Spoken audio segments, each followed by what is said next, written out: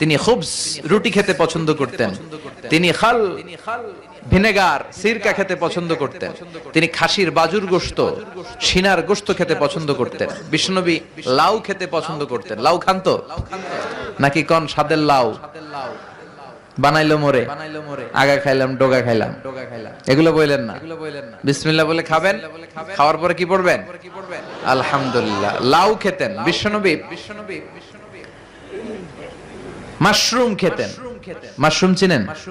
এখন ইদানিং মাশরুমের স্যুপ পাওয়া যায়, এটা চোখের জন্য বেশ ভালো।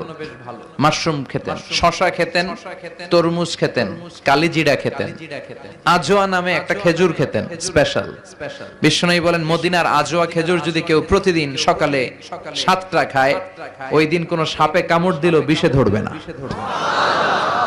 ব্ল্যাক ম্যাজিক করলে ক্ষতি হবে না, জিন পরীর জাদু টোনায় তো কাজই হবে না।